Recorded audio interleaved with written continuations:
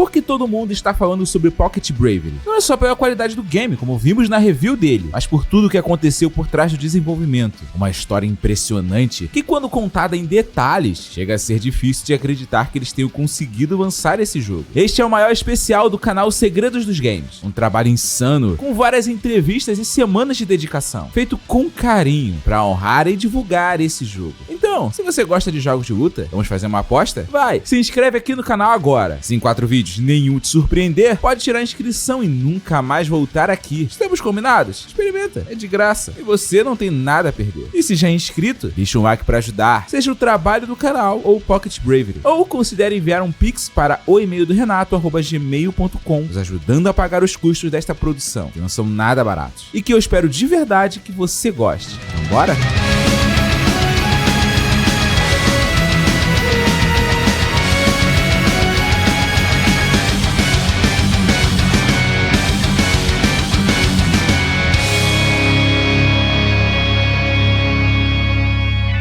É muito fácil olhar o Pocket Bravery como o grande jogo de luta brasileiro da história, devido à sua repercussão. Mas a história por trás dessa conquista é repleta de problemas, muita resiliência e boa dose de loucura. E tudo começa na cabeça do mais louco de todos. Sou Jonathan Silva, eu nasci em São João de Meriti, que fica na Baixada Fluminense do Rio de Janeiro. Meus pais, eles me tiveram muito cedo.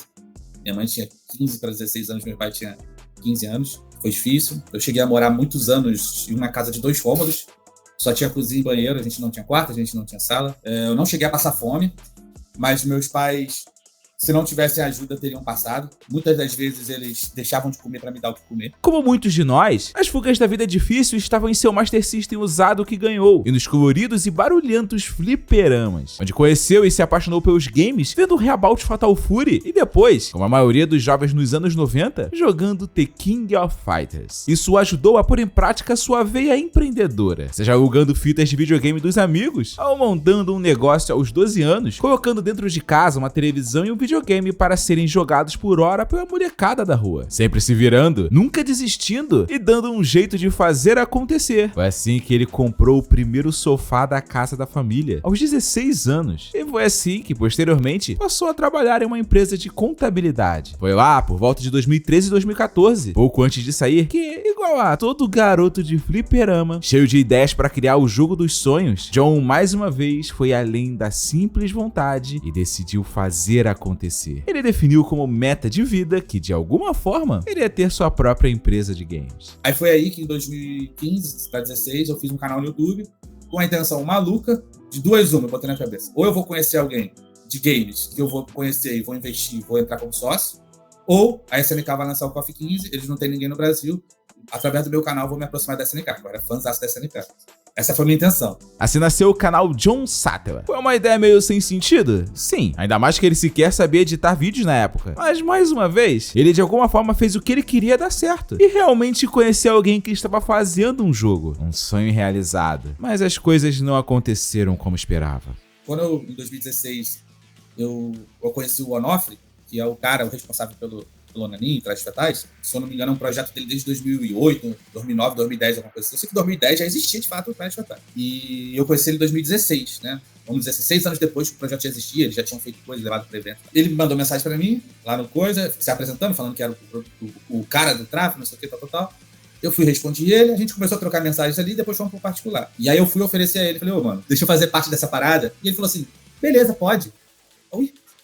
Foi assim que ele entrou na Onanin, o estúdio do game. Mas por ser novo no time e o universo criado pelo Onofre, dono e responsável pelo Trajes Fatais, já estar definido, John não deu qualquer ideia pro jogo, trabalhando mais na gestão comercial. Só que por ser bem ativo, já ter canal e contatos, acabou se tornando o rosto do projeto, já que o verdadeiro idealizador do Trajes Fatais não sabe fazer isso direito. Por isso, John acabou se tornando o responsável por aparecer em entrevistas, conversas com famosos, coordenar, fazer contatos e tudo mais. Foi assim que ele se aproximou de nomes conhecidos entre os gamers brasileiros, como David Jones, Igor 3K e Velberan, entre muitos outros. E isso foi determinante para, por exemplo, o sucesso da segunda campanha de financiamento coletivo para fazer o Trajes Fatais ser lançado, já que a primeira, em 2016, antes do Jonathan, não tinha dado certo. Jonathan, inclusive, tinha acabado de vender um apartamento de mais de 100 mil reais e investiu todo esse dinheiro, direto ou indiretamente, no sonho de criar um jogo de luta. Só que após um tempo, as coisas começaram a não funcionar corretamente. As ideias não batiam ali dentro. Além disso, o próprio John descobriu que o dinheiro do financiamento coletivo para pagar o jogo não estava corretamente na conta. Onofre havia insistido para que todo o valor ficasse na conta do namorado dele na época. E como era novato e minoria dentro das decisões da empresa, o John aceitou. Só que em meados de 2018, ele percebeu que os extratos bancários não estavam corretos. E após muita insistência, conseguiu ter acesso à conta. E ali constatou um rombo de, até aquele momento, quase 50 mil reais do dinheiro destinado para o pagamento da equipe de Trajes Fatais, incluindo ele mesmo. Tipo, ele deu acesso a essa pessoa, sabe? Um acesso completo. A pessoa ia no banco fazer o que queria e foi assim que aconteceu. De forma que até nos prejudicou a ir na delegacia, nos prejudicou a botar na justiça, porque ele tinha colocado essa pessoa como um responsável legal dele. Ele confiava tanto nela, né? Confiava tanto nessa pessoa, né? Nesse cara, que, enfim, e isso pra mim, eu não sabia. Isso eu não sabia, fui saber depois. E aí que eu fiquei louco.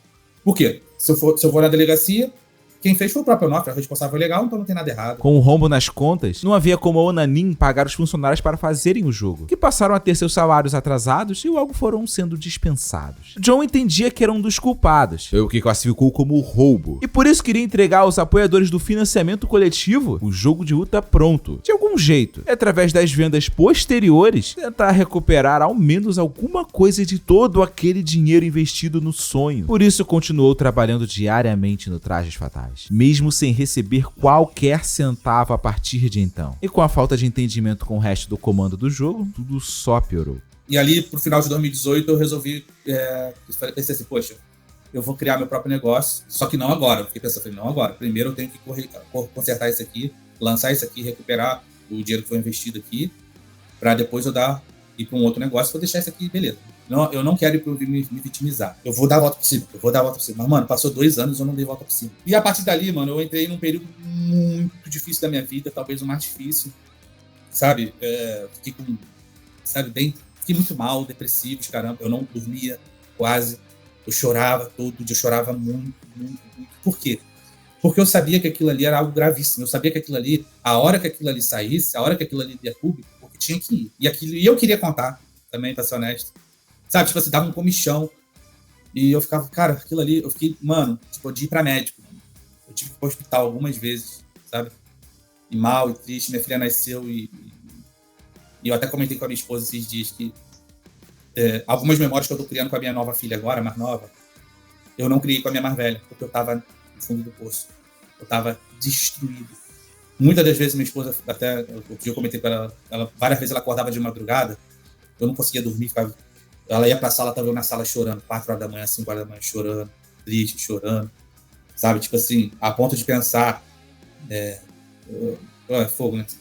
Mas a ponto de pensar, tipo assim, cara, eu não sirvo pra nada, tá ligado? Tipo, ver uns pensamentos muito loucos, tá ligado? Então, tipo, foi um período muito difícil da minha vida, de 2018 a 2020. Por decisão da empresa, e para que as pessoas continuassem acreditando no jogo, para que ele tivesse a chance de ser lançado com sucesso algum dia, talvez, ninguém poderia saber do rombo. E isso incluía até mesmo grande parte da equipe. E com isso, Jonathan tinha que ficar sorrindo na frente das câmeras e fingindo estar tudo bem. Enquanto que a verdade é que, nos bastidores, a situação estava muito longe da felicidade de realizar o sonho de fazer o seu próprio game. Como ele e muitos colaboradores ali inicialmente pensavam que fariam. Acaba que no final das contas eu gastei todo o dinheiro que eu mencionei do apartamento no jogo, direta ou indiretamente, a menor parte diretamente, então eu gastei tudo. Foi tudo ali, depois eu vendi um outro carro que eu tive para poder continuar me mantendo, então no final das contas nesse período eu gastei muito mais de 100 mil. Então detalhe, chegou um momento onde acabou o dinheiro, eu tinha ganhado a minha primeira filha e eu tive que pedir ajuda para pagar minhas contas. Durante quase um ano e meio, pô, mano, essa parada me pega, Ah, mano, eu me senti um lixo, sacou? Me senti um lixo, mano. Quase um ano e meio me senti um lixo, tá ligado? Eu me senti, tipo assim, e isso só agravou mais ainda aquele sentimento, aquela tristeza, aquele negócio profundo, que hoje eu consigo entender, mas eu não afirmo que eu tava com depressão, sabe? Aquilo só agravou. Eu fui, cara, durante um ano e meio, meu pai e minha mãe pagou minhas contas. E meu pai, minha mãe e meus sogros também me ajudaram muito, sabe? Eu vendi minhas coisas da casa toda, mano, basicamente. Só não vendi geladeira, fogão, essas coisas que não tinha como. Foi muito difícil. E minha esposa, nesse período, foi muito difícil pra ela. Muito difícil, porque criancinha nova, sabe? O esposo em casa, mal, tá ligado? Foi difícil, mano. Foi difícil. Minha mulher, tipo assim, é guerreira, sabe? Eu falo pra ela, me ajudou muito. Sabe? Eu fui cuidado durante 1 ano e meio, as pessoas, meu pai, minha mãe, meu sogro, minha sogra, ajudaram muita gente. Meu Deus, isso é muito grato. Fiquei 2 anos ainda ali tentando e não consegui. Até que lá em 2020 eu falei, chega, eu não aguento mais. Tanto que a viradinha de chave, quando eu saí de lá e fiquei só focado na minha parada, gradativamente fui melhorando. Tipo, e foi rápido. Papo de 1 mês, eu já fiquei bem. Pra tu ver como era uma amarra, uma corrente, um negócio que me fazia mal, que sugava minhas energias e tal. O sofrimento com trajes fatais terminou oficialmente em 20 de abril de 2020. Neste dia, após assinar um contrato abrindo mão de tudo que investiu e pegando apenas o código-fonte, que se tornou quase que inútil depois, Jonathan pôde enfim sair do projeto. Já Onanin continuou com o trabalho e as decisões do líder do Trajes Fatais, como já fazia antes. E com isso, em um vídeo em seu canal, John enfim pôde finalmente contar para as pessoas sobre o que aconteceu com o dinheiro do financiamento coletivo. Além de revelar que estava saindo da Onanin para criar sua própria empresa e enfim fazer seu sonho de jogo virar realidade. Dessa vez com suas próprias ideias. Mas ele saiu daquela empresa com uma outra coisa a mais. Algo muito melhor ou maior do que qualquer dinheiro dali. E que foi a grande chave para o Pocket Bravery existir. A amizade. Eu ganhei um irmão. A vida me deu um irmão. Que loucura, até me emociona um pouco. O Anderson, mané, aí, na moral, o Anderson virou meu irmãozão, cara. Não sei nem explicar, tá ligado? Eu me emociono se eu falo sobre isso. Ele trabalhava com a gente lá no outro jogo. Eu contratei ele. Eu sou o Anderson Halford. Talvez muita gente deve me conhecer das antigas aí, da época do Mugen, né? Da época de lá para os anos 2000. Eu sou diretor e game designer do Pocket Bravery, também pixel artista, porque meu pai sempre foi um entusiasta, assim, ele que me incentivou a desenhar. Meu pai sempre foi uma pessoa que era doido por desenho. A gente aqui, meu pai, minha mãe, a gente veio de família muito humilde, assim, meu pai veio da roça, então ele sempre, desde novo, ele me incentivava a desenhar. Assim como o John, desde pequeno, Anderson viu nos consoles, com Mortal Kombat, e nas locadoras, com Fatal Fury 2, uma espécie de zona segura pra ele. Mas diferente da maioria dos jovens dos anos 90, foi seu pai quem o levou para o fliperama, onde se apaixonou por Street Fighter 2, e o incentivou a entrar nesse meio da arte, sempre comprando pra ele revistas de games como a Game Power, e sugerindo desenhar coisas que tinham nela. Foi com essa força do pai, esse amor à arte e aos games, e também a falta de dinheiro quando estava na faculdade, que Anderson pediu para trabalhar na Onanin e foi rapidamente contratado, devido à sua competência e seu vasto número de jogos de grandes sucessos criados no Mugen, como o Capcom vs SNK Evolution Heavy 2 e o The King of Fighters Definitive Match, a partir dos anos 2000. Foi lá, no final de 2018, que John teve a confiança de mostrar para Anderson suas ideias para o seu primeiro jogo próprio, e a resposta foi imediata. Bora! A gente fez uma videochamada para começar a elaborar como seria o Bravery. Mano, ele trouxe é muito engraçado, mano. O jeito de John pensar é muito fora, muito fora da caixa. É um jeito muito louco de pensar assim. Ele fala assim, cara, eu não sei o que vai ser esse personagem, não. Mas eu tenho essa referência aqui. Aí, me joga Tom Cruise em Top Gun. Ele me manda uma imagem do caralho, velho. Aí, o que é esse cara aqui? Esse cara vai ser X. Isso aqui eu penso pra esse cara assim. Me manda uma foto de uma mulher policial. Aí, essa aqui eu penso assim. Aí ele, trouxe aquele cara, lutador de MMA. Ele foi inspiração pro Archman. Então, tipo assim, cara, ele trouxe cada foto inusitada, mané, pra servir como referência. O Nuno, mané. E o protagonista? O protagonista, a referência que eu tenho, Lenny Kravitz. Essa foto do Lenny Kravitz. Se vira.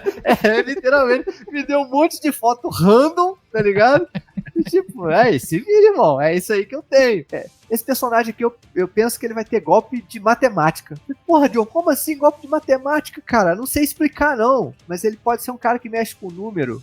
Porra, mano. A sinergia da parceria John e Anderson fez as coisas serem possíveis e começarem a andar de forma saudável. Um exemplo foi quando eles perceberam que todos os personagens não tinham poderes. E isso impactaria de forma negativa na história do futuro jogo. Então ficou claro que mesmo sem dinheiro algum, a coisa estava crescendo além deles. Por isso, 2 amigos do Anderson Anderson chegaram para ajudar voluntariamente, Jeff e Márcio, para juntos trocarem seus fins de semana de descanso por reuniões de muitas horas. E com o anúncio do novo projeto no canal John Sattler, ainda mais pessoas pediram para participar, como o grande dublador Rock Silva, que assumiu a voz do protagonista do novo projeto, além de nomes como RM, Franklin, JP, Ed Jr. e outros. Ali começou a Statera Studio, uma equipe sem um centavo, trabalhando quando dava, mas acima de tudo, se baseando na transparência e honestidade para realizar o sonho da criação do próprio jogo. O nome Statera, ele significa equilíbrio, em latim. Se as pessoas pararem para perceber, na logo aqui da Statera, tem 2 setas apontando para o meio, ou seja, apontando para o ponto de equilíbrio. Cada uma dessas setas representa eu e o Anderson. Eu e o Anderson, tanto faz a ordem. Então somos nós dois apontando para o equilíbrio, a parte de business, de negócio e a parte criativa. Esse é o conceito da Statera. Inicialmente, o nome seria KO Creative Studio. A gente fez branding, fez tudo, fez logotipo e tal. Mas depois, com o tempo, a gente resolveu mudar para algo que fizesse mais sentido com a gente. E não necessariamente com o projeto que a gente queria fazer. Como eu e o Anderson, a gente tinha muitas conversas sobre equilíbrio, tentar ter uma vida equilibrada, na medida do possível, tentar pensar de forma equilibrada. E como a gente achava que onde a gente trabalhava anteriormente não era equilibrado, então a gente veio a ideia de equilíbrio. E eu fui pesquisar em alguns idiomas para ver se em algum idioma equilíbrio ficava um jeito estiloso de escrever. E eu descrevi que em latim era Statera. Quando o resto do time começou a chegar após o anúncio no canal, eles encontraram já muita coisa adiantada e vivida. John e Anderson estavam trabalhando há cerca de 2 anos em um universo chamado Bravery, que significa bravura em inglês, imaginado desde 2018, quando decidiu-se pela criação do próprio estúdio. Originalmente, a ideia era fazer um jogo de luta com sprites de alta qualidade e resolução, ao estilo Skullgirls, e parecia promissor. Mas como o Anderson não estava gostando do resultado, e ele não tinha tanta experiência naquele estilo, decidiram mudar o projeto para pixels, se inspirando no sucesso do belo The King of Fighters 13 da SNK. E após fazerem as poses de luta dos personagens, deu pra ver que o jogo estava ficando simplesmente lindo demais. Só que a Statera ainda estava sem dinheiro nenhum, nem pra isso e nem pra nada. Então, como fazer acontecer? Uma das coisas que tentaram para financiar o sonho, antes sequer de ter uma equipe, foi fazer uma pergunta. Você curte jogos em pixel art? Pô, cara, eu gosto tanto de jogos de luta em pixel art, sempre quis aprender, mas não sei aonde. Aqui está a solução, meu parceiro. Conheça a Game Dev XP. A frase que virou meme no canal do Eterno Ninja, na verdade escondia um propósito maior: financiar o sonho do Bravery. O curso de Pixel Art Game Dev XP rendia pouco por mês, e todo o dinheiro ia pro Anderson trabalhar no jogo, enquanto John ainda recebia a ajuda dos familiares para sobreviver, porque segundo ele, o que é um peito para quem já está todo cagado. Mas logo um problema apareceu. Com a experiência no projeto anterior e as preocupações para que o trabalho fosse saudável, John fez cálculos e projeções para saber quanto tempo levaria para fazerem o Bravery na velocidade em que estavam, e concluiu que se tudo fosse absolutamente perfeito, sem qualquer erro, problema ou atraso, eles precisariam de pelo menos 5 anos trabalhando sem parar naquela situação financeira, o que seria impossível de aguentar. Então, o John armou um plano que ele chamou de fast food. Reconhecendo a situação, não querendo dar um passo maior do que as pernas e mostrando organização, eles decidiram dar um passo para trás, abdicando do belo estilo de KOF 13 para criar naquele momento algo com gráficos mais simples e rápidos, porém possível de ser feito e lançado para apresentar o universo do Bravery às pessoas. Uma mudança e tanto. E na verdade a proposta não foi nada bem aceita pela equipe, principalmente pelo Anderson, que estava muito feliz com o trabalho anterior. Vamos imaginar aqui que a gente vai fazer uma versão menor. Como é que seria? Como é que você imagina? Como é que a gente ia fazer? Ele, cara, vamos começar a procurar. Um dos primeiros jogos que ele olhou foi aquele Pocket Rumble. Eu falei, caralho, velho, o jogo é bem animado. Eu falei, pô, mano, mas esse gráfico aqui é total Neo Geo Pocket, cara. Eu não queria fazer algo Neo Geo Pocket, não, mano. Aí tá baixando demais também, cara. Dá pra fazer o meio termo, não? Ele, não, vamos pensar. Então, eu vou fazer o seguinte. Deixa eu montar um estilo e te apresentar depois. Primeiro jogo que me veio em mente, Scott Pilgrim. Eu lembrava que era um jogo super bem animado e era bonitinho a pixel art dele. Aí eu usei ele, fui atrás dele como referência pra animação. Aí depois eu fui lembrando, eu lembrei de... Falei, cara, tá aí sombreamento e tudo mais. Aí eu fui pro Metal Slug.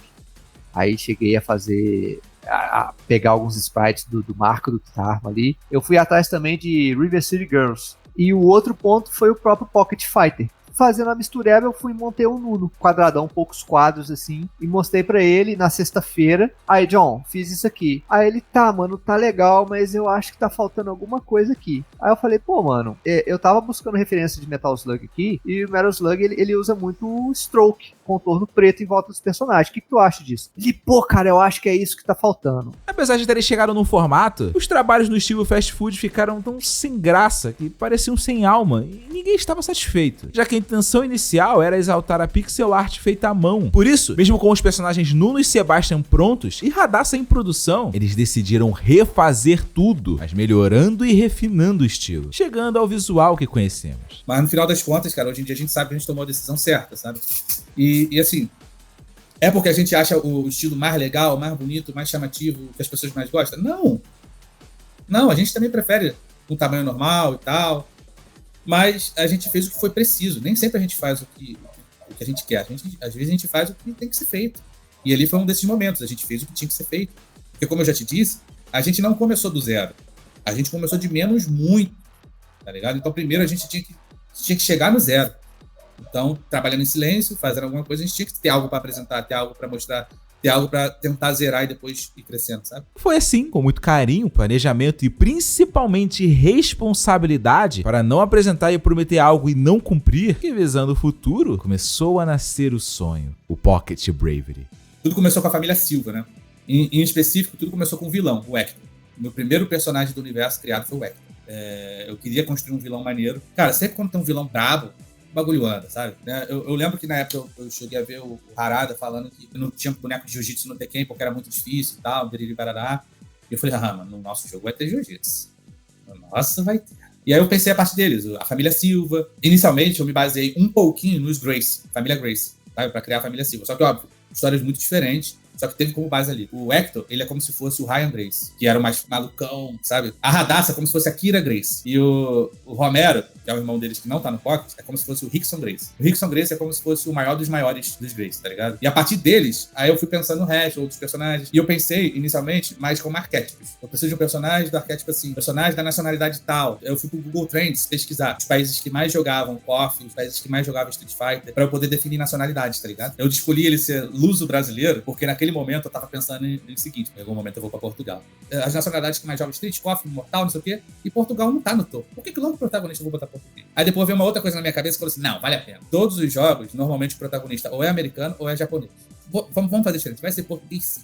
Além disso, muitos dos planejamentos para os personagens foram feitos desde o começo, visando formas de expandir futuramente o universo do Bravery, seja no jogo ou na vida real. Por exemplo, a máscara do vilão Hector foi toda pensada em funcionar para cosplayer. Já o lutador russo, antes de virar o Arshavin que conhecemos, tinha definido desde o começo que tinha que ter uma Uchanka estilosa própria, para que talvez no futuro os fãs pudessem ter esse chapéu em suas casas. Foi tudo feito e planejado para que possa se tornar anime, quadrinho ou o que for possível. É muito importante pra gente a lore. Tanto é que se eu não tiver a base dos personagens, eu não consigo criar nada. Então a primeira coisa que eu vou olhar é qual que é a ficha de personagem que foi escrita. Então a primeira coisa que eu faço é pesquisar vídeos de professores dando aula daquela arte marcial. Eu entendo o princípio da arte marcial e eu começo a pesquisar depois, além dos professores, pessoas praticando golpes. Esse golpe combina com o personagem. Aí eu pego aquele vídeo, começo a olhar a animação e começo a reproduzir no palitinho. Esse é o princípio. Agora, pra agarrão, cara, agarrão é muito complicado, mano. Por quê? Porque você fazer um soco, irmão, faz o soco, o cara vai apanhar naquela animação que já tem pré-determinada pra apanhar. Agora, quando tu vai fazer um agarrão de jiu-jitsu, o cara tem que reagir da mesma forma que tá sendo agarrado. Então, além de você ter que criar 20 quadros de animação, você vai ter que fazer 20 quadros customizados para aquele personagem apanhando daquele golpe. Porque eu optei por fazer assim, eu queria que fosse o mais fiel possível ao que eu tava vendo. Como a gente tem o Arshavin, que é de agarrão, a Radassa, que é de agarrão, a gente tem alguns agarrões customizados da Kimberly, o Indeed. Então você pega aí um cast de agora 13 personagens. Quando a gente vai ver, a gente já passou de 1000 quadros. Então você tem que fazer ele apanhando de todos os agarrões de todo mundo. Isso aí, ó, só vai elevando a quantidade de animação. Ainda mais que é feito à mão. Tudo é feito à mão. Dessa forma, tendo uma equipe focada, a base de cada personagem de Pocket Bravery leva em média 3 a 4 meses para ser finalizada. Isso sem contar os frames customizados de cada personagem, tomando cada golpe de agarrão de cada outro lutador diferente que tem essa propriedade em seu gameplay. O que faz o tempo e os detalhes da produção aumentarem ainda mais, mas ao mesmo tempo tendo uma qualidade altíssima. Com isso, o Pocket Bravery entrou para a história dos videogames, pois bateu o recorde mundial de jogo com mais quadros de animação por personagem, cerca de 1.500, desbancando o Skullgirls. É um recorde que infelizmente não terá o Guinness Book homologando, já que para reconhecer feitos, a organização cobra no mínimo $24 mil de empresas, cerca de R$120 mil em conversão direta. E dinheiro é o que essa equipe menos tem. O que faz esse grande momento histórico e importante para o desenvolvimento de games independentes no Brasil não ter qualquer divulgação da mídia até o momento. Uma pena. E na verdade, era para ter tido ainda mais quadros. Devido a várias circunstâncias impressionantes, algumas ideias originalmente planejadas para estarem dentro do jogo ficaram para depois. Inclusive coisas que coincidentemente foram vistas posteriormente em outros jogos de luta, como um sistema muito similar às barras de drive de Street Fighter 6 e a funcionalidade dos cameos de Mortal Kombat 1. Mas isso foi encarado como um sinal de que estavam com o pensamento correto e tão igual aos grandes games do gênero. Além disso, o foco apenas nas melhores ideias de todas ajudou a fazer um trabalho mais polido e com mais qualidade, tendo ainda muito mais coisas para implementar no futuro caso o Pocket Bravery der certo. Só que todas essas coisas não são fáceis e nem baratas de se fazer. Então, mais uma vez, a mesma pergunta voltou a assombrar a equipe, só que agora bem mais forte. Como financiar um jogo de forma independente? Ou seja, sem precisar repassar parte dos direitos ou dos lucros para uma publisher. Com seu jeito louco, mas ainda determinado a realizar seu sonho, mais uma vez, Jonathan foi com tudo pra cima e pegou um empréstimo de R$75 mil.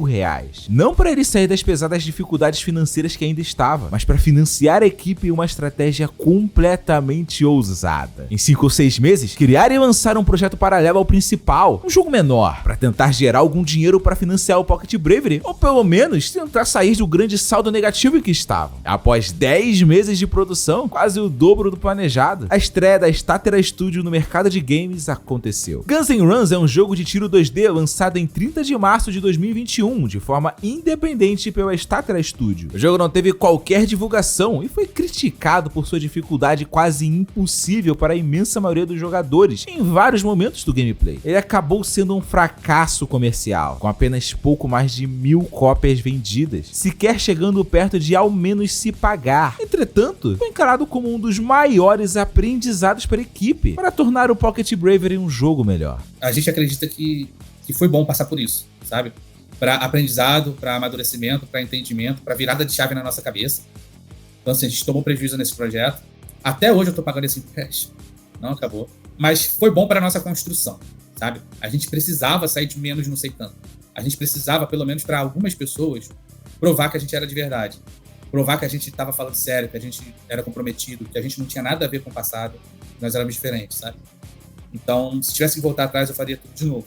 Obviamente, como sempre, eles não desistiram. A partir de então, com a experiência adquirida sobre o que dá errado, várias coisas foram acertadas no projeto Pocket Bravery, como por exemplo, a abertura de testes para jogadores, seja através de uma versão demo offline constantemente atualizada, ou de betas online, para que o game fique do gosto de quem vai jogar, através da conversa direta com os próprios players. Mas mesmo assim, para esse sonho de um jogo existir, ainda era preciso ter uma equipe fixa trabalhando de verdade, não apenas um ou outro quando dava. Isso custa muito dinheiro, coisa que eles tinham menos ainda agora. Então, outra vez, como fazer o jogo dos sonhos dar certo? Aqui foi talvez onde a equipe como um todo chegou no seu ponto psicologicamente mais crítico. Sem mais sugestões rápidas para conseguir fazer acontecer, em meados de 2021, a Statera recorreu à ideia que John teve na outra empresa, fazer uma campanha de financiamento coletivo. Só que, temendo a repercussão no Brasil, devido ao que aconteceu na empresa anterior, tentaram reproduzir a ideia fora do país, ainda mais pelo valor do dólar em relação ao real, dando foco mais internacional ao Pocket Bravery. Então, uma empresa nos Estados Unidos foi aberta e uma campanha foi criada no Kickstarter, o maior e mais famoso site de crowdfunding do mundo. Só que na hora de pôr no ar, o serviço exigiu uma Social Security Number, o equivalente ao CPF brasileiro para os norte-americanos. A estratégia poderia até buscar alguém para representá-los lá, mas com isso, uma pessoa receberia todo o dinheiro do financiamento coletivo na conta dela. E eles não tinham boa experiência com isso não. Fica difícil confiar. Então, com bem menos empolgação, a campanha do Pocket Bravery migrou para o Indiegogo, um site muito menor, mais limitado e bem menos famoso. E depois, quando a campanha já estava no ar, descobriram que não aceitava a imensa maioria dos cartões de créditos internacionais, o que praticamente impossibilitava muita gente de apoiar eles, principalmente os brasileiros, que é cerca de 65% do público. Para piorar ainda mais, a data para o financiamento foi previamente acertada por um momento onde poucas notícias sobre jogos de luta estavam em voga, entre maio e junho de 2021, para que assim o foco total da mídia e dos jogadores estivesse na campanha de Pocket Bravery. Mas assim que começaram as movimentações, surpreendentemente, vários jogos começaram a do nada soltar informações grandes, incluindo uma beta aberta surpresa e o lançamento do sucesso Guilty Gear Strive, Ed Boon de Mortal Kombat, dando pistas de que iria trabalhar com Marvel e DC ao mesmo tempo em seu próximo jogo, e em seguida anunciando e lançando em poucos dias de diferença o Mortal Kombat 11 Aftermath, Virtua Fighter 5 sendo relançado com melhorias e de graça, divulgação de vários trailers de personagens do então recém-anunciado KOF 15 e a Riot indo a público falar de seu surpreendente jogo de luta baseado em League of Legends. Em resumo, o pequeno projeto de jogo independente foi soterrado pelos grandes e ninguém estava falando dele. Mas o que talvez foi o principal motivo para a campanha falhar foi outra coisa.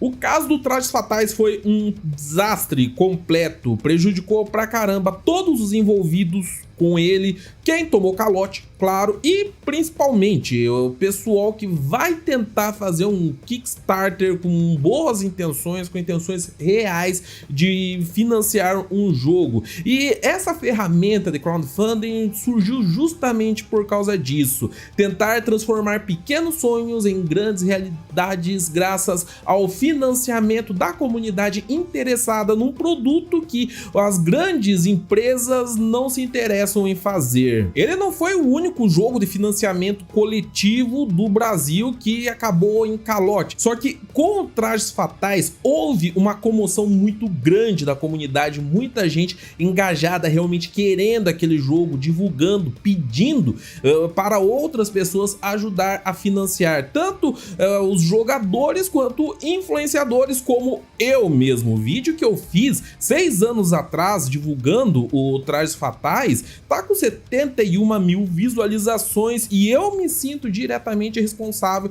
pelas pessoas que eu pedi para financiar o projeto e acabaram saindo no prejuízo sem nenhum jogo se tornando realidade. O que aconteceu com esse jogo acabou abrindo os nossos olhos do perigo, né, do financiamento coletivo e o que pode acontecer quando as coisas dão errado. Justamente por isso eu decidi que nunca mais eu divulgo um financiamento coletivo, pelo menos que eu não esteja diretamente envolvido. A posição do Velberan foi basicamente a mesma de praticamente todos os outros influenciadores, sites e possíveis jogadores que poderiam apoiar o projeto. E embora entendesse o motivo do abandono, John e Anderson ficaram devastados. As pessoas ressentidas associavam erroneamente o projeto da Onanin com o trabalho independente do Pocket Bravery, que acabou assim se tornando mais um dos prejudicados pelo Trajes Fatais. E, cara, é muito esforço, é muito suor, é muita dor, é muita dedicação, sabe? É muita tomada de decisão no dia inteiro. Eu tô aqui, todo mundo tá aqui, eu não tô só por mim, eu tô por outras pessoas também, sabe? Eu tô fazendo isso por outras pessoas, tô fazendo isso pela minha família. Tem pessoas que eu trouxe pro time, né? Que contam com o sucesso da empresa para continuarem, para ter um emprego, para alguma coisa. Então, são muitas coisas que passam na cabeça da gente e quando a gente começa a bater com isso, cara, é um sentimento um pouco além do desespero, um pouco de revolta, porque, pô, a gente tá dando o nosso melhor, a gente tá fazendo um negócio com verdade, sabe? A gente tá sendo genuíno naquilo que a gente tá fazendo. E a gente não ter uma oportunidade ali de pelo menos uma pessoa olhar para aquilo que a gente fez e dar uma chance de falar, cara, isso é interessante e eu vou olhar aqui, sabe? a gente não ter isso naquele momento que a gente estava passando, cara, foi muito difícil, assim, sabe, de lidar. Porque a gente ainda estava crescendo, lidando com empréstimos e tudo mais, e tendo que lidar com o time do jeito que dava. Às vezes não tinha salário para mim, pro John, do dinheiro que a gente fez, né? A gente deixava de tirar um pouco pra gente pra pagar a galera. Foi muito frustrante, sabe? Aí que me bateu em mim, particularmente, assim, um pouquinho de revolta, sabe? Apesar disso, mesmo com essa falha, mais uma vez eles não pensaram em desistir. Mas a pergunta ainda continuava: como fazer acontecer? Após botar a cabeça no lugar, o desafio ficou claro. Eles tinham que provar para as pessoas que, diferente do que pensavam, a Statera é séria e profissional. Mas como provar isso sem ter um centavo no bolso para fazer um game? Só restavam duas opções: pegar fundos de incentivo com o governo brasileiro ou aceitar o ônus e procurar uma publisher. Então, a decisão foi tomada. Porque assim, no Brasil, mano, eu não tenho coragem de pegar fundos. Porque aqui a coisa é uma questão muito particular de cada um. Aqui eu não tenho coragem, porque aqui eu acho que falta em tudo. Falta na saúde, falta na educação, então eu prefiro não me meter. Mas, cara, se eu vivesse no Canadá, eu pegaria. Se eu vivesse nos Estados Unidos, eu pegaria. Se eu vivesse em Portugal, eu pegaria. São outros contextos, tá ligado? E o dinheiro volta pro governo. Eles não dão o dinheiro volta. Tá ligado? Como se fosse quase como um empréstimo. Vamos pra publish, vamos tentar publish, porque a gente não tá vendo mais nenhum caminho. Tentamos o Guns. Não deu. Tentamos financiamento coletivo. Não deu. A gente estava a ponto de dispensar todo mundo, porque o empréstimo já tinha acabado. E a gente já tinha falado com todo mundo, galera, só vai durar mais esse mês aqui, tá?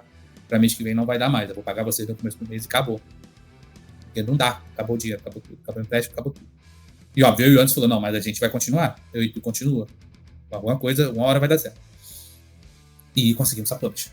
E não precisamos dispensar ninguém, graças a Deus. Aqui, tudo começou a mudar. Como a vontade inicial era ser um jogo independente, John e Anderson já haviam negado propostas de várias outras publishers que haviam procurado eles para financiar o Pocket Bravery. Então, a indústria já via potencial no projeto. Tanto que quando resolveram procurar empresas para isso, antes de sequer começarem, duas francesas já apareceram. Uma muito grande e uma muito pequena. Durante as negociações, ambas ofereceram o mesmo valor para ter o jogo. Mas o que fez John e Anderson optarem pela pequena, a Pixel Heart, focada em retro gaming, foi que ela tinha os direitos sobre os jogos do clássico estúdio de games de fliperama Visco, criador da série Breakers, e foi oferecido na proposta para a Statera usar o que quisessem dele em Pocket Bravery. Uma grande chance de exaltar um clássico e ainda mostrar para a comunidade o carinho e o amor aos jogos de luta que essa equipe tem. E isso se tornou realmente determinante para a decisão. A gente optou por fechar com a Pixel Heart, e aí entrou recurso que garantiu um bom tempo de trabalho de todo mundo. Aí, enfim, eu fui receber salário. Até então, eu nunca tinha recebido nenhum centavo. Foi em 2021 que eu passei a receber dinheiro. Salário. Doideira, né? E aí eu falei, mãe, pai, obrigado. Aconteceu isso aqui. Me salvaram, não sei o quê. E aí eles pararam de me mandar ajuda. E aí, em 2021, sei lá, agosto, sei lá quando, comecei a ganhar salário. O Anderson já estava ganhando. Com empréstimo. E aí foi isso. Eu fui o último a ganhar dinheiro. Ganhar um salário, né? Ganhar dinheiro. Por ser muito pequena e inexperiente, a Pixel Heart só deu realmente algum dinheiro pro jogo. Faltaram diversos recursos e suporte que uma publisher obrigatoriamente deve dar a um projeto para ele ser sucesso, como financiamento, divulgações, mídia, representação e etc. Com isso, a situação, mesmo estando longe do ideal, de certa forma deu para continuar. Só que foi aí que o maior baque de todos aconteceu. O pai do Anderson, que foi quem o levou e apresentou ao mundo da arte e dos games, sofreu um AVC na frente dele e faleceu pouco depois em um hospital público, onde as coisas não estavam sendo informadas corretamente, e devido ao estado como a Statera estava, Anderson não podia pagar um hospital particular para cuidar do pai, e isso afetou profundamente ele. Eu lembro que eu voltei a trabalhar muito rápido, sabe? Só que não tinha caído a ficha do quanto eu não tinha lidado com tudo ainda, sabe? Então, quando começou essa pressão de novo, de fazer as coisas, da gente produzir, da gente tentar ter reconhecimento, e tudo isso que a gente já conversou aqui, que não é uma parada fácil, uma parada complicada, eu vi que eu não tinha estrutura psicológica nenhuma para poder lidar com o que eu estava passando agora. Então eu falei com o John, eu preciso me afastar, eu não estou bem, a minha cabeça não está funcionando, eu não estou tendo capacidade de coordenar ninguém, eu não estou tendo capacidade de criar, não estou tendo capacidade de pensar. Falei, cara, eu vou me desconectar da internet. Eu desconectei de tudo, eu desliguei meu celular, eu não liguei computador, eu fiquei mais de um mês fora. Eu me afastei de tudo para poder fazer isso, lidar com o meu luto, lidar com a minha dor entender que eu não tinha culpa do que tinha acontecido, e foi um processo. Nesse período, foi tanta coisa turbulenta na minha cabeça, mais o momento que a gente estava passando, que eu cogitei sim a desistir de tudo, sabe? Porque eu falei, caralho, o que eu tô fazendo? Sabe? Porra, eu ralo pra caralho nisso aqui, eu e o Jonathan, a gente dá o sangue, o Jonathan passa horas longe da família dele, longe das filhas dele, não tem um tempo saudável com a família dele, eu não tenho um tempo saudável com a minha família, eu não vejo meus amigos há meses, meu pai morreu, poderia ter passado mais tempo com ele, sendo que eu tô enfurnado nisso aqui, dando tudo que eu tenho de mim nisso aqui, e a gente não consegue furar a bolha, sabe? Não consegue aparecer, não consegue fazer. Passou um mês depois e tal, aí conversei com o John, a gente voltou a trabalhar, e aí eu já estava me resolvido internamente, e essa ideia passou, sabe?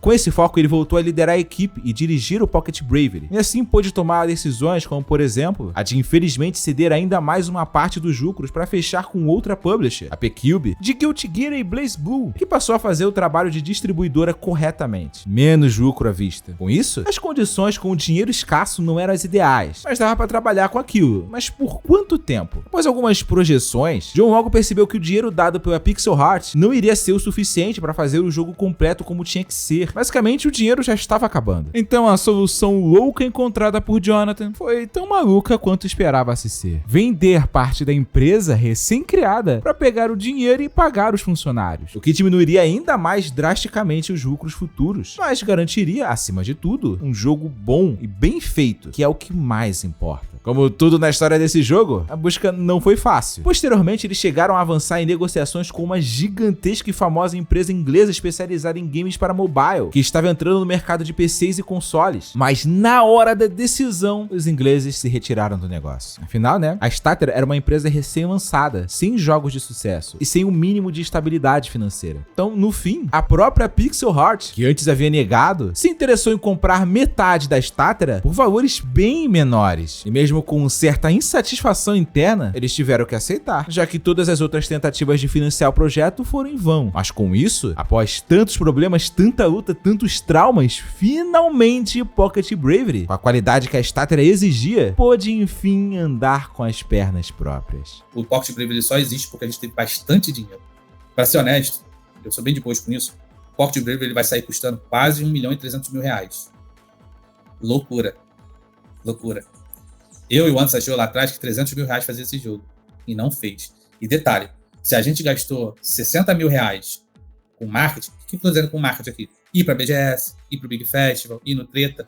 Se a gente gastou R$60 mil com isso, foi muito. E os amigos tentando de algum jeito realizar o sonho de ter seu próprio jogo de luta, trabalhando quando dava e sem ganhar dinheiro nenhum, o estúdio passou a ter 13 funcionários fixos, além de freelancers contratados no Brasil e fora dele, como o canal Narrativando, que cuidou da história, e o internacionalmente conhecido High Fight, que ajudou a implementar o avançadíssimo sistema de rollback netcode no modo online do jogo. O Pocket Bravery finalmente, aos trancos e barrancos, começou a deixar de ser uma promessa e se tornar uma realidade aos olhos do público. Mas talvez a maior diferença não foi vista dentro do estúdio, mas sim na internet, pois agora eles tinham a possibilidade de se comunicar frequentemente com os jogadores, mostrando o desenvolvimento e sendo transparentes, como tem que ser. A partir de então, houve muitas atualizações periódicas, visitas em eventos e principalmente comunicação direta com os jogadores, que é tudo que a comunidade queria, e isso afetou o desenvolvimento de forma direta e muito mais profunda do que se percebe vendo de fora. A comunidade de Pocket Bravery é muito mais importante do que se imagina, e ela começou um pouco antes, lá quando o dinheiro do empréstimo simplesmente acabou e não tinham mais como pagar a equipe. Os pensamentos ruins cresciam cada vez mais forte no time, e o desânimo começava a aparecer. Naquele momento, ninguém falava ou fazia nada sobre Pocket Bravery, e isso era horrível. Então alguém cansou de esperar e decidiu ele mesmo fazer.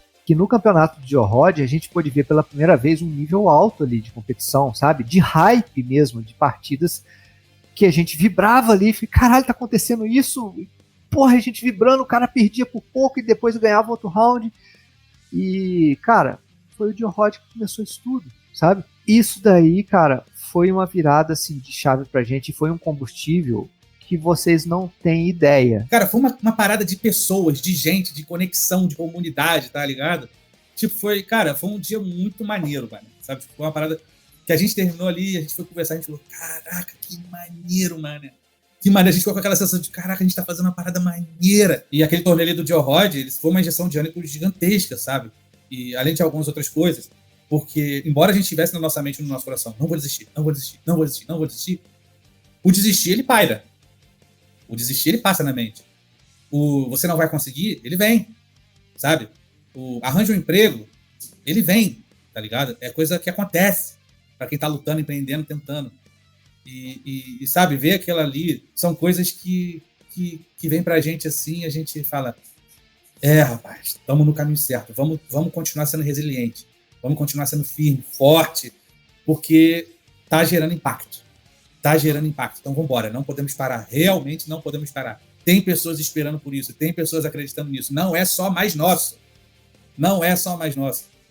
é do povo já tem uma pequena quantidade de gente esperando, e se tem um, já vale, tem muito mais de um, tem vários já. Foi a partir dali que várias pessoas começaram a olhar o Pocket Bravery com outros olhos, acompanhando cada postagem, apresentando o jogo para outras pessoas. Rapidamente, uma comunidade foi crescendo graças a outros nomes como Zone Game, Murilo BDS, Retalhador, Vito Psycho Game Ryu, Killer Shinnok, Eterno Ninja e vários outros. Não tem como citar todo mundo que deu força e vibraram ou interagiram com cada novo anúncio que a equipe agora podia fazer. O ponto alto desse abraço da comunidade brasileira de jogos de luta foi no Treta Championship de 2022, o mais tradicional evento de jogos de luta do Brasil. Lá a equipe pôde sentir o carinho da comunidade de forma presencial, principalmente com a final entre Oroten e Killer Shinnok, apelidada como um dos Treta Moments. Eu lembro do Kid, tipo, ele pegou a cadeira e todo mundo, a cara do qualquer.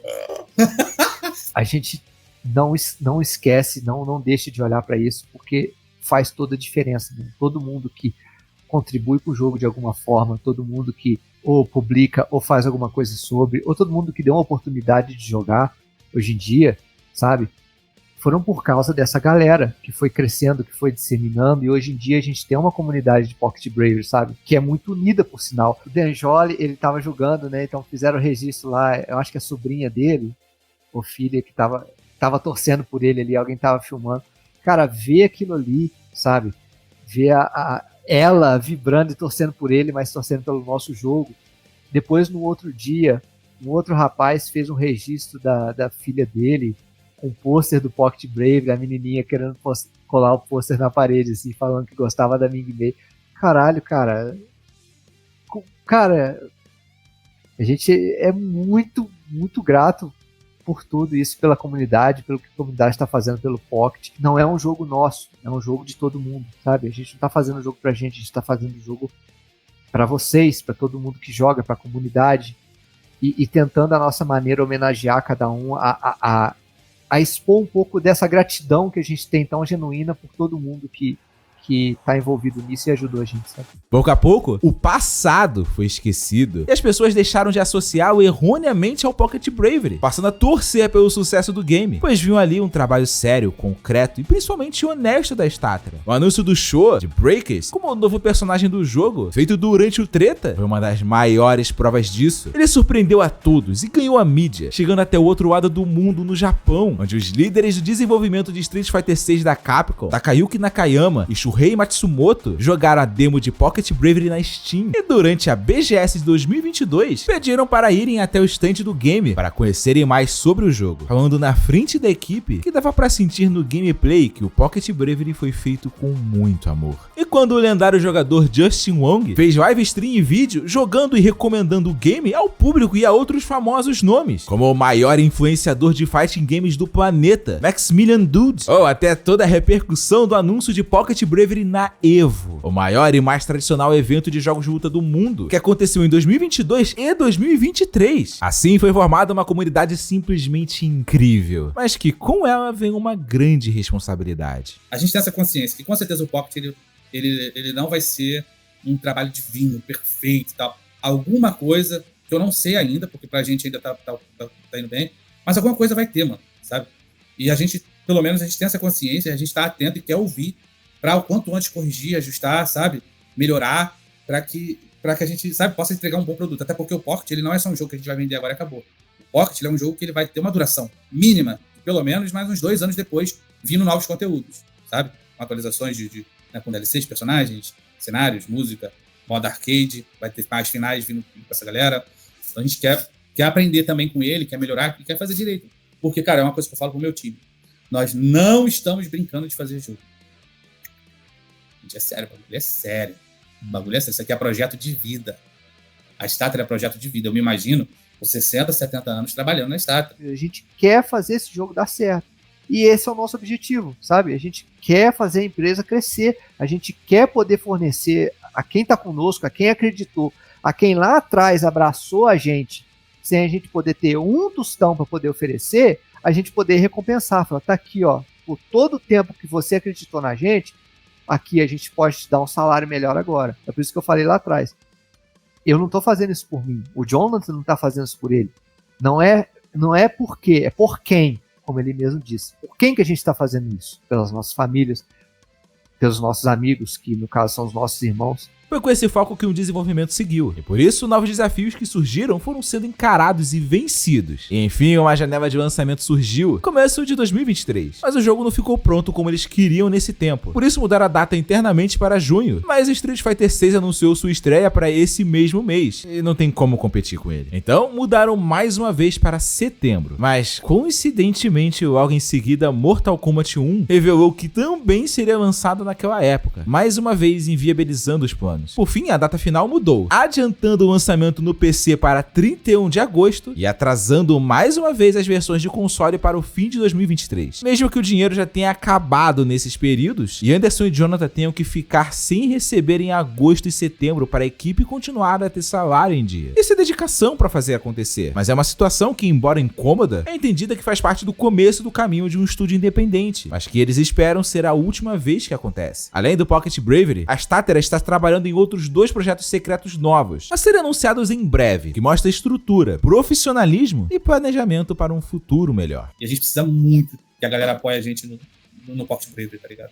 Muito, muito. Cada centavo vai fazer toda a diferença para a nossa sobrevivência, para os próximos passos que a gente quer dar, e estamos na luta. Mas assim, no final das contas, a gente está trabalhando com entretenimento. E o entretenimento, ele não é feito pra gente somente, ele é feito para as pessoas. A gente precisa da adesão das pessoas, do carinho, do abraço. E nesse caso é verdadeiramente comprar o jogo, é verdadeiramente divulgar, falar pros amigos, tá ligado? A gente precisa disso, mano. Aí, cara, eu sou um cara que toma um risco, tu tá ligado? Tu já sabe. Tá, vende apartamento, bota o dinheiro na bota. Ah, fica sem receber fico. Ah, faz. Eu tomo risco pra caraca. Eu tenho um nível... por um pouco eu não sou maluco.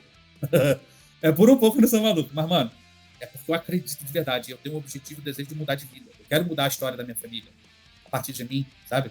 Para que meus filhos minhas filhas possam ter uma condiçãozinha um pouquinho melhor, tá ligado? Alguém tem que fazer o sacrifício, e eu resolvi que vai ser eu. Em vez de viver a vida reclamando, em vez de viver a vida resmungando, lamentando, cabisbaixo, não, eu vivo a vida intensamente, tentando, caindo, chorando, levantando, tentando, tá ligado? Eu escolhi isso desde muito cedo, e eu não desisto. E agora a gente chegando nessa reta final, cara, faço até tipo como se fosse um apelo, tá ligado?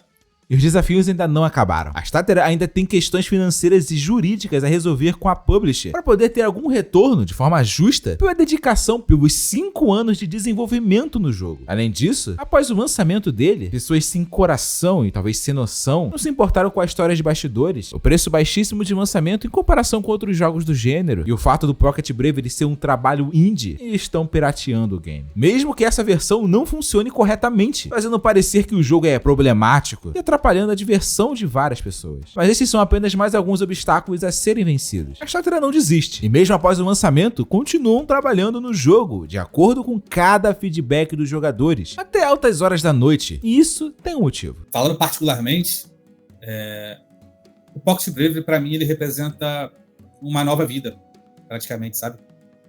Óbvio que é um termo muito forte que eu tô usando, mas é como se fosse isso, é como se fosse uma nova esperança, um novo caminho, como se fosse uma virada de chave, uma mudança de vida. Eu vejo um Jonathan de lá pra cá que acertou e errou muito. Ganhei dinheiro, eu perdi dinheiro. Eu casei, eu tive filhas. Muitas coisas aconteceram. E esse projeto, ele meio que culmina tudo nesse momento, sabe? Então, pra mim, ele tem um peso emocional muito forte, muito grande. Ele é o projeto dos meus dias de dor, ele é o projeto dos meus dias de sofrimento. Esse é o projeto ao qual eu olhava pra ele e falava assim, esse aqui é a minha luz no fim do túnel, tá ligado? Foi a coisa que eu me apeguei a Deus, me apeguei à minha família, me apeguei a isso, tá ligado? Isso era a luz que eu via no fim do túnel. Isso era a parada que eu olhava e falava, é isso que vai mudar minha vida, é isso que vai virar. E apanhando, e acreditando, e indo, e insistindo, e tentando, e aqui estamos nós. Pocket hoje em dia pra mim é tudo, sem exagerar, ele é tudo. Porque é através dele que eu tô me tornando uma pessoa melhor, que eu tô podendo cuidar melhor das coisas aqui em casa, que eu tô podendo crescer, sabe, como ser humano. E é isso, sabe? O Pocket pra mim significa tudo. É a minha vida hoje em dia, é o Pocket, é a Statera, sabe? Então, por todos os percalços, sempre me mostrou que a gente está no caminho certo. Porque a adversidade a gente vai ter a todo momento, cara, sabe? A adversidade eu já tive em outros momentos da minha vida, só que aqui, por mais intensas que elas possam ser, aconteceram coisas em momentos cirúrgicos que foram cruciais para me dar um tapa na minha cara e falar assim, tá vendo, mané, não desiste não. Porque a hora vai chegar. Tem pessoa que está acreditando no que você faz. O John falava assim comigo, porque eu não acreditava muito no meu potencial. Ele falou, cara, o que você faz aqui dentro, você pode ter certeza que vai inspirar muita gente lá fora. Cara, é uma verdade, sabe? E eu espero, e não é inspirar em questão de fama nem nada, não, mas é que talvez a nossa trajetória possa levar para alguém que também queira seguir esse caminho, ou que talvez esteja passando por alguma dificuldade, possa ver que, cara, não desiste não, sabe? Não desiste, cara.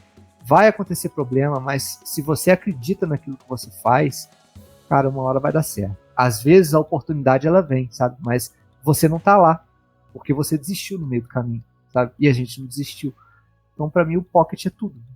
Tudo, sabe? É tudo que conduz a minha vida, tanto pessoal como profissional. Então ele significa tudo pra mim. O Pocket Bravery não é apenas um jogo, ele é a própria representação da palavra resiliência, que é a habilidade de continuar mesmo após muitos problemas. Por isso, é um exemplo para todos nós sobre determinação e busca pelos nossos objetivos. O recado que eles passam é, não desista do seu sonho, porque a vida é cheia de problemas. As coisas não são fáceis e não caem prontas, bonitinhas na nossa mão. O que diferencia uma pessoa da outra é como elas encaram seus problemas. E a equipe de Pocket Bravery decidiu enfrentar tudo e todos, sem hesitar, mesmo com preconceito, indiferença, falta de dinheiro, falta de equipe, falta de apoio e muito mais. John e Anderson e toda a equipe do Pocket Bravery e sua comunidade nos ensinam que nós temos que lutar. Só você pode fazer o seu sonho acontecer com sua própria dedicação e força de vontade, como o John e o Anderson fizeram. A Statera nos prova que com responsabilidade e honestidade podemos vencer qualquer dificuldade, não importa o tamanho dela. Isso é ter bravura. É sobre isso que fala o jogo Pocket Bravery.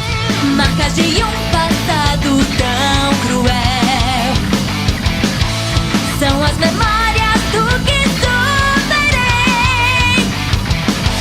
Eu olho atenta para o céu e me lembro do quanto lutei. A minha história